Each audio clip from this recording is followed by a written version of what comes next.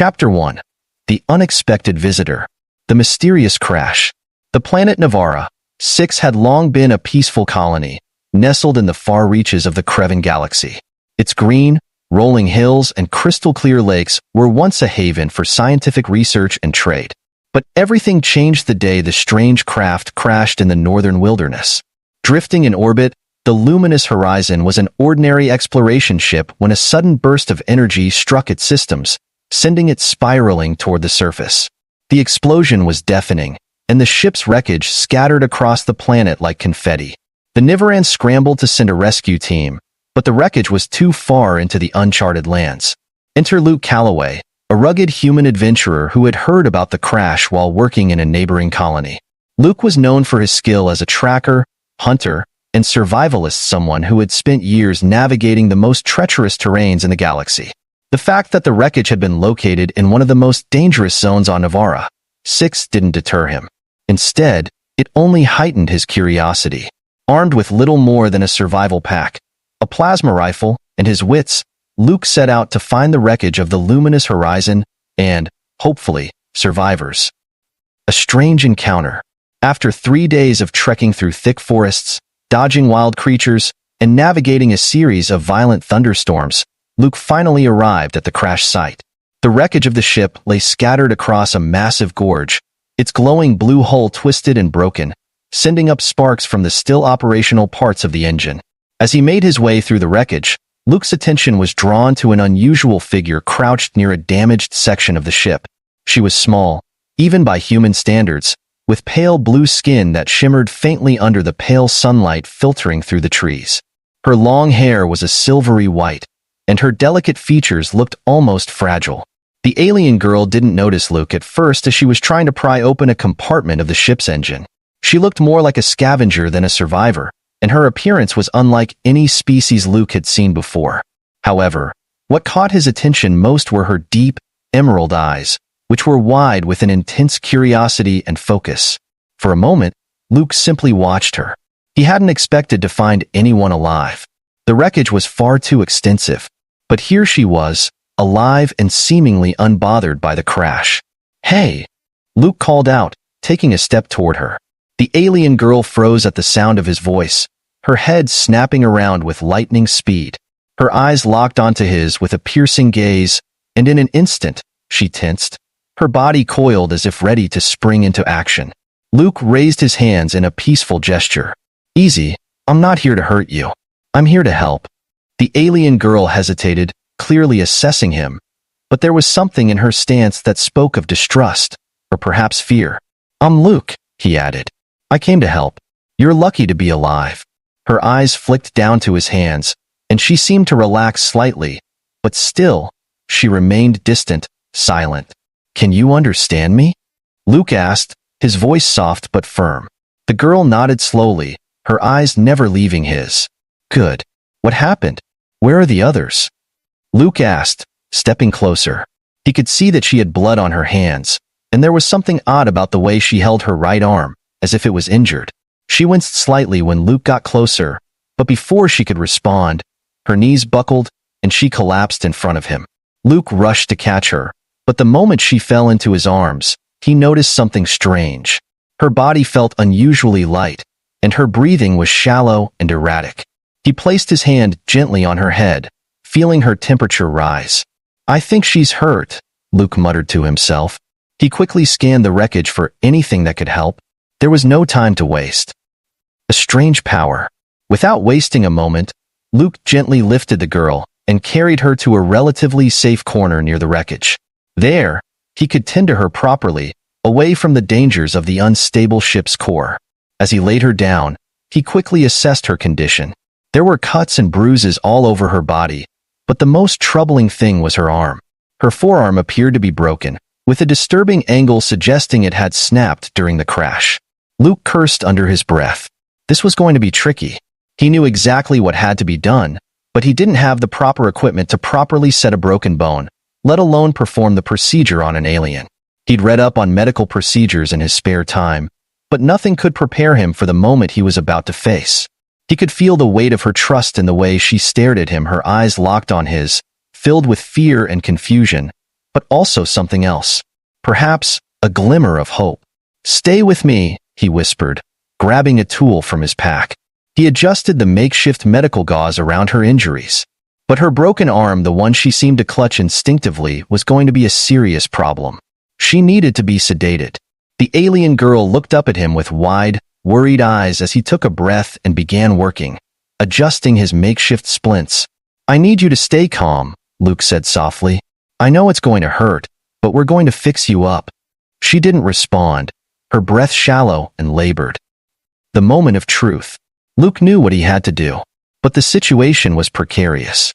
He would have to snap the bone back into place, something he had only done on himself in an emergency before. He couldn't help but feel the pressure. He wasn't sure if she would survive this if he didn't. He laid the girl's arm carefully across his lap, preparing himself mentally for what was about to happen. "All right," he whispered, his voice calm but with an edge of fear. "This is going to hurt, but you'll be okay." With the alien girl's broken arm positioned in the right place, Luke took a deep breath. He gripped her forearm firmly and snapped it back into position. The alien girl's entire body jerked as she screamed in agony, but the scream was unlike anything Luke had heard before. Her voice was a high, melodic wail, full of raw anguish and terror. She fainted, her body going limp in Luke's arms as he desperately tried to stabilize her. A moment of uncertainty. For a long while, Luke sat in silence, his hands trembling as he watched the girl breathe, her pulse steadying. He didn't know if she was alive due to his intervention, or if his efforts had only made things worse. Her alien features were beautiful, almost ethereal, yet fragile. He could see a faint glow emanating from her skin, and that was all the reassurance he had. Her body remained still for what felt like hours, but finally, her eyes fluttered open again. "What did you do?" she whispered, her voice weak but alive. Luke exhaled in relief, his muscles relaxing. "I had to set your bone. I'm sorry about the pain. I didn't have a choice." The girl's face was flushed with a mix of confusion and pain, and she tried to sit up, only to fall back into Luke's arms. "You snap bones? How?" Luke smiled a little nervously, offering her water from his canteen. "It's a human thing. Sometimes, you've got to make a choice to survive, even if it hurts." She stared at him, her wide eyes now filled with something he hadn't expected: astonishment. Humans are." Her voice trailed off, overwhelmed by the action she had just witnessed. Luke didn't know what she was thinking, but before he could speak again, the girl fainted, this time from exhaustion rather than pain. Chapter 2. Fractures and Fainting. The Unwelcome Crash. The wreckage of the human shuttle lay sprawled across the lush, bioluminescent jungle of Lestara 4, smoke curling into the violet sky. The planet was home to the Ayashi, a humanoid alien race with delicate features and skin that shimmered faintly under the twin moons. Their society was advanced in medicine and technology, yet they lived in harmony with their lush surroundings. Among the Ayashi was Kaivara, a healer in training. She had come to the crash site with curiosity and trepidation, drawn by the thunderous boom that had rattled her peaceful village. But what she found was beyond anything she had ever expected. Ethan Drake, a human survivor, staggering out of the wreckage, bloodied and battered, yet somehow still standing. Her first instinct had been to help him, her natural compassion overcoming her fear. But as she watched him examine his broken arm with a calm, clinical gaze, her heart froze. Humans were known across the galaxy as hardy and resilient, but what happened next shook her to her core. The moment of horror. Ethan grimaced as he held up his arm, the bone visibly misaligned under his torn, blood-stained sleeve. His voice, rough but steady, broke the tense silence. "Don't freak out," he said, glancing at Kaivara. "This is gonna look worse than it is." Before she could ask what he meant, he grabbed his arm just above the break and twisted. A sickening crack echoed through the jungle as he reset the bone with practiced ease. The pain must have been excruciating, yet Ethan barely flinched. He let out a sharp breath, his expression tightening for a moment before he relaxed and began wrapping the arm with a piece of cloth torn from his shirt. Kaivara's world tilted. The Ayashi were empathetic beings, deeply attuned to the pain of others. Watching Ethan handle his injuries so nonchalantly was like a physical blow to her psyche. She took a shaky step back, her legs trembling. You just... Her voice faltered as nausea surged through her. Ethan raised an eyebrow, his good hand still tying the makeshift bandage. What? Haven't you ever seen someone reset a bone before? Kivara didn't answer. The edges of her vision blurred, her knees buckled, and the last thing she saw before darkness claimed her was Ethan's puzzled expression. A tenuous awakening. Kivara woke to the scent of smoke and the faint crackle of a fire. The sky above her was dark, the stars shining faintly through the canopy of glowing trees. For a moment, she wondered if she was dreaming, but the throbbing in her temples reminded her of what had happened. She sat up slowly, her gaze landing on Ethan. He was sitting by the fire, his injured arm in a makeshift sling, carefully cleaning a deep gash on his leg. He didn't seem to notice her stirring at first, his focus entirely on his task. "You're awake," he said without looking up, his tone casual. "Wasn't sure if you'd fainted, or if your people have some kind of shutdown mode when you're overwhelmed." Kivara flushed with embarrassment. "I actually do not shut down," she said, her voice sharper than she intended. I was startled."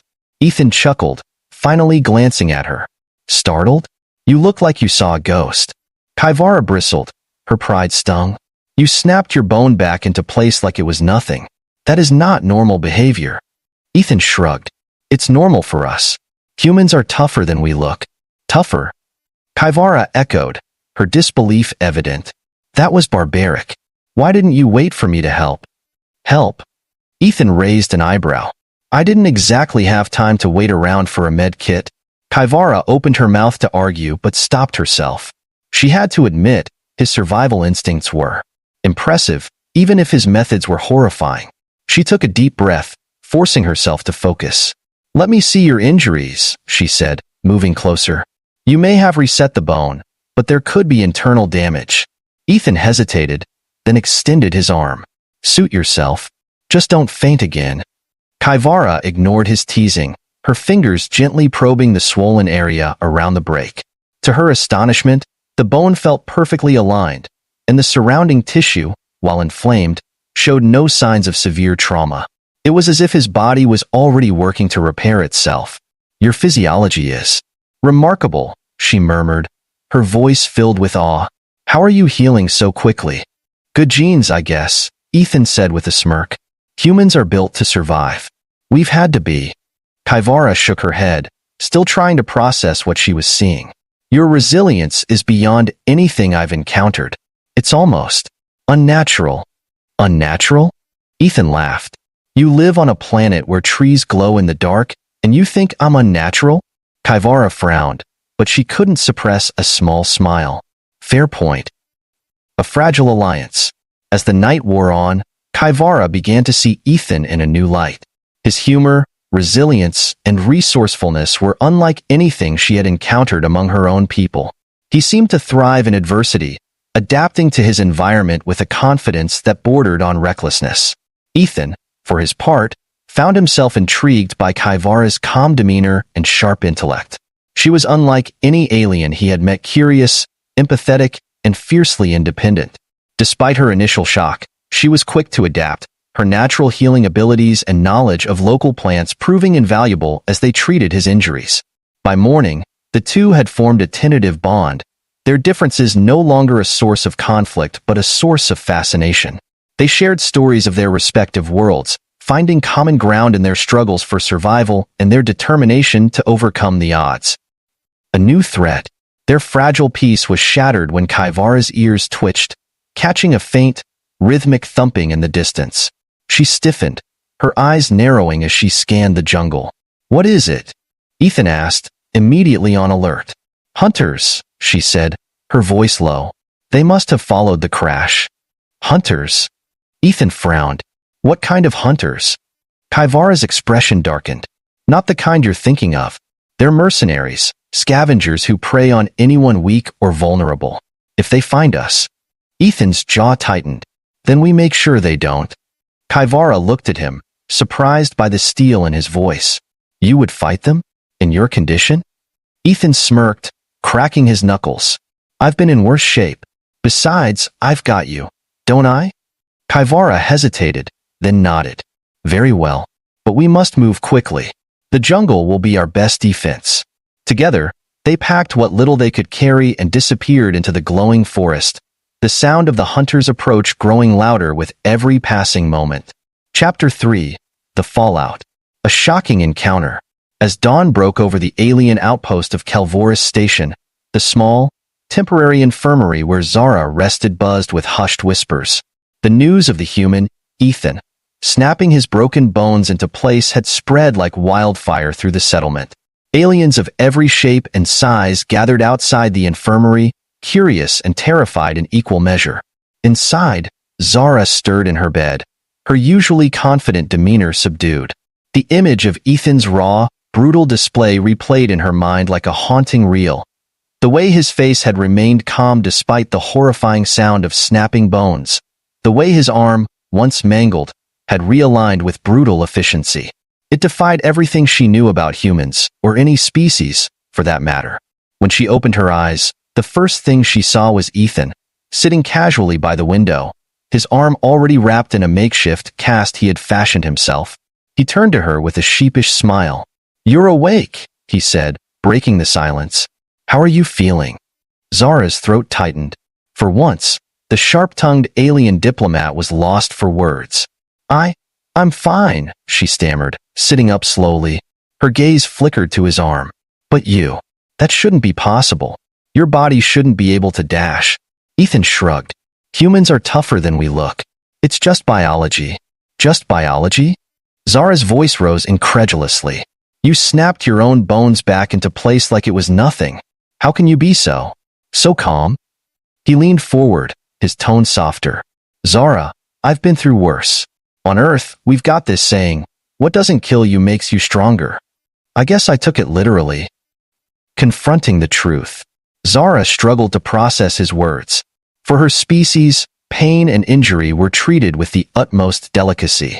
Even minor wounds required days of recovery in specialized tanks.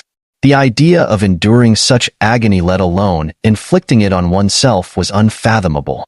"You humans," she began hesitantly, "you're not like the stories they tell about you." Ethan raised an eyebrow. "What stories?" Zara hesitated. "That you're fragile, soft, that your kind survives only because you hide behind machines and weapons." Ethan chuckled, though there was no humor in it. "Yeah, I've heard that one before. Let me guess, humans are the weaklings of the galaxy, right? The species that's more brains than brawn."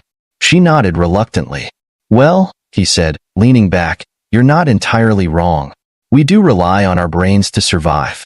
But that doesn't mean we're fragile. It just means we find different ways to adapt." Zara stared at him, her golden eyes narrowing. "But why? Why endure such pain when you could have waited for medical treatment?" Ethan's expression darkened slightly. "Because sometimes you don't have the luxury of waiting. Sometimes you're on your own, and you've got to do whatever it takes to keep moving. Pain is temporary, Zara.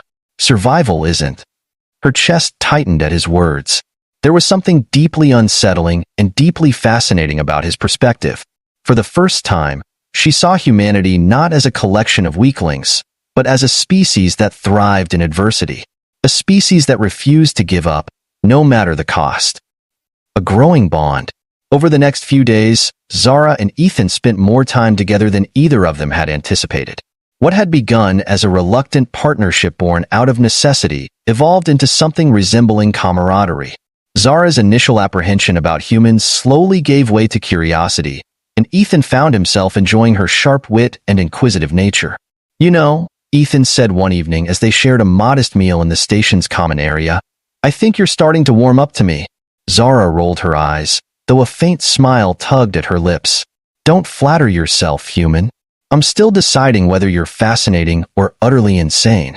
"Why not both?" he teased, earning a soft laugh from her.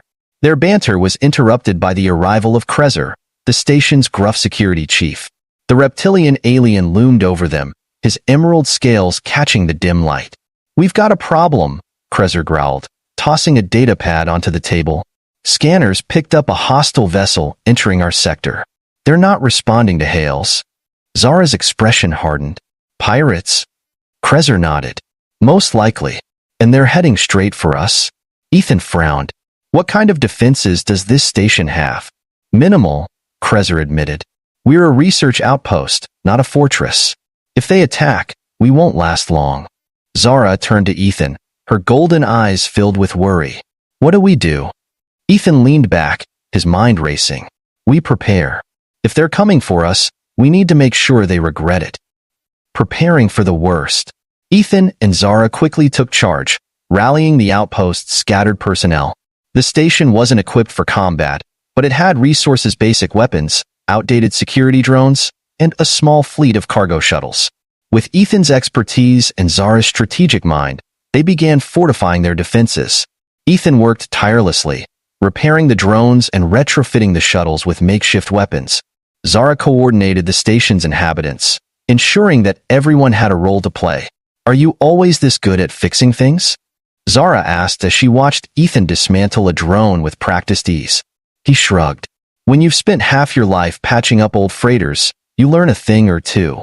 Besides, he added with a grin, I had to impress you somehow. Zara rolled her eyes, though she couldn't hide the faint blush that colored her cheeks. Just don't blow us up in the process, human. By the time the pirate vessel arrived, the station was as ready as it could be. The battle begins. The pirate ship was a hulking monstrosity, bristling with weapons and heavily armored. It dwarfed the station, its shadow casting a foreboding pall over the outpost. As the pirates began their assault, Ethan and Zara coordinated the station's defenses with precision. The retrofitted shuttles launched hit-and-run attacks, targeting weak points in the pirate ship's hull. The security drones, though outdated, swarmed the enemy vessel like angry hornets, drawing fire away from the station. Ethan himself piloted one of the shuttles, his hands steady on the controls as he weaved through enemy fire. Zara, meanwhile, directed the battle from the station's command center, her voice calm and authoritative as she issued orders. Despite their best efforts, the pirates were relentless.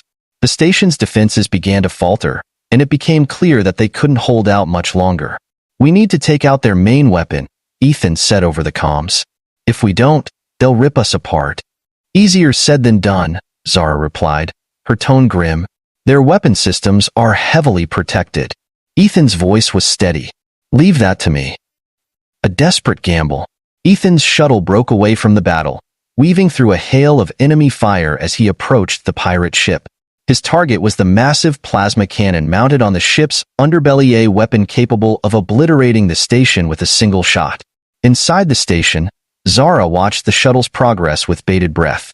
Ethan, this is suicide, she said over the comms. Turn back. Not an option, he replied, his voice calm. Just trust me. As the shuttle closed in on the plasma cannon, Ethan activated a jury-rigged EMP device he had installed earlier. The device detonated, sending a pulse of energy that temporarily disabled the pirate ship's weapon systems. Taking advantage of the opening, the station's defenders launched a coordinated assault, overwhelming the pirates and forcing them to retreat. When the battle was over, the outpost erupted in cheers. Against all odds, they had survived. A new understanding. Later that night, Zara found Ethan in the station's hangar, repairing his battered shuttle. She approached him quietly, her usual sharpness replaced with a rare softness. You saved us, she said simply. Ethan glanced at her, his grin lopsided. Just doing my job? She hesitated before stepping closer. You're different from what I expected. Stronger. Braver. Thank you. For once, Ethan didn't respond with a joke. Instead, he smiled, his gaze steady. You're welcome. As they stood together in the quiet hangar, Zara realized that her view of humans and of Ethan had changed forever. Chapter 4. Trust Forged in Fire. An Alliance in Chaos. As the battle raged around the crash site, Renes's mind spun with a mixture of fear and determination. The human, Kalen, had proven himself to be more than a capable warrior and an unbreakable spirit. His willingness to push himself beyond the limits of his physical body was terrifying to her, but it also sparked a deep sense of admiration. She had never met anyone like him, and now she couldn't imagine facing the enemy without his stubborn resilience. The opposing raiders, seeing the makeshift defenses Kalen had cobbled together, had begun to regroup. Their leader, a hulking insectoid creature called Drathic, towered over his forces, his serrated limbs gleaming in the pale light of the nearby binary suns. Drathic's voice, a guttural screech amplified through his biovocal translator, echoed through the air. "Give us the Krythix core, and I might spare your miserable lives." The Krythix core, an ancient artifact discovered in the ruins where Renessa's scientific expedition had first landed, was the real reason the raiders had come. The core was rumored to contain the secrets to unlocking advanced interstellar travel, and they believed it was hidden aboard the ship Renessa and Kalen now defended. Renessa gritted her teeth. "We can't let them have it. If the Krythix core falls into their hands, they'll enslave entire systems." Kalen, who was busy reinforcing a barricade, glanced at her with a smirk. "Good thing I've never been good at sharing." Renessa stared at him, exasperated yet amused. "You're insane." "Maybe," Kalen replied, hefting a makeshift energy launcher. "But I'm also right." The final assault. The raiders advanced with renewed ferocity, their energy weapons carving through the rocky terrain. Kalen and Renessa fought side by side, their vastly different combat styles complementing each other in unexpected ways. While Kalen relied on brute strength, quick reflexes, and his seemingly unbreakable willpower, Renessa used her agility and knowledge of alien technology to outmaneuver their foes. At one point, Kalen was hit square in the shoulder by a plasma bolt, the searing pain enough to make anyone else crumble. But with a grunt, he grabbed a discarded piece of fabric, tied it tightly around the wound, and kept fighting. Renessa, watching this display of resilience, felt a strange mix of horror and awe. "Do you ever stop?" she shouted over the chaos. "Not when people are counting on me." Kalen yelled back, slamming his shoulder into an advancing raider and sending the alien flying. The tide of battle began to turn. Using traps Kalen had rigged earlier, the pair managed to thin the raiders' numbers. Explosive charges detonated in key choke points, and a clever use of reflective panels Renessa had repurposed from the ship's wreckage redirected enemy fire back at their attackers. But Drathic was far from defeated. Enraged by the loss of his troops, the massive insectoid charged forward, his razor-sharp limbs slashing through the air. Kalen intercepted him, the clash of bone and steel sending shockwaves through the ground. "Stay behind cover." Kalen barked at Renessa as he locked arms with the monstrous creature. "I'm not leaving you alone," she shouted, her voice fierce. She grabbed an energy rifle and took aim, firing precise shots that distracted Drathic just enough for Kalen to gain the upper hand. The breaking point. As the fight dragged on, it became clear that Kalen was reaching his limits. Blood seeped through the makeshift bandages on his wounds, and every movement seemed to cost him more than the last. But his determination never wavered. Drathic, noticing Kalen's growing fatigue, sneered, "You're strong, human, but strength fades." "Funny," Kalen grunted, managing a defiant smile. "I was about to say the same thing to you." With a sudden burst of strength, Kalen tackled Drathic, driving the insectoid leader into the rocky ground. Using a piece of jagged metal he had scavenged earlier, he drove it into one of Drathic's vulnerable joints, eliciting a deafening screech from the alien. At that moment, Renessa leapt into action.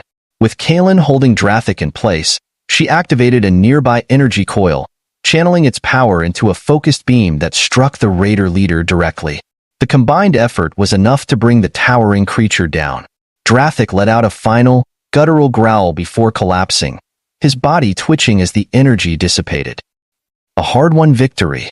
As the remaining raiders fled, Kalen and Renessa slumped against the remains of their barricade, their bodies battered but alive. The battlefield around them was silent now, save for the crackle of dying fires. "You okay?" Kalen asked between labored breaths, his face pale from blood loss. "I should be asking you that," Renessa replied, her voice trembling. "Your dash." "I'm fine," he interrupted, though his body clearly told a different story. "Nothing a little rest won't fix." Renessa stared at him, her chest tight with emotion. She had never met anyone like Kalen, someone who fought so fiercely, not for glory or gain, but simply because it was the right thing to do. For someone like her, who had been raised in a society that valued logic over compassion, his selflessness was both baffling and inspiring. Without thinking, she reached out and placed a hand on his. "Thank you. For everything." Kalen gave her a tired smile. "Anytime." a new path forward. In the days that followed, the two worked together to repair the ship. With the raiders gone and the Krythix core secure, they had the time and space to focus on recovery. Renessa used her knowledge of alien technology to patch the ship systems, while Kalen handled the heavy lifting despite his injuries. As they worked, their bond deepened. Renessa began to see the galaxy through Kalen's eyes, not as a cold, indifferent expanse, but as a place worth fighting for. And Kalen, in turn, learned to appreciate the quiet strength and brilliance that Renessa brought to their partnership. When the ship was finally operational, Renessa turned to Kalen, her expression soft but determined. "You don't have to stay, you know. Once we're off this planet, you could go anywhere." Kalen looked at her, then at the stars visible through the ship's viewport. "Maybe, but I've spent enough time running. I think it's time I started building something instead." Renessa's heart swelled at his words. "Then stay. We'll face whatever comes next together." And so, as the ship lifted off the barren planet and soared into the vastness of space, Kalen and Renessa began a new journey not just as survivors, but as partners. Together, they would take on the galaxy, their bond forged in fire and unshakable trust.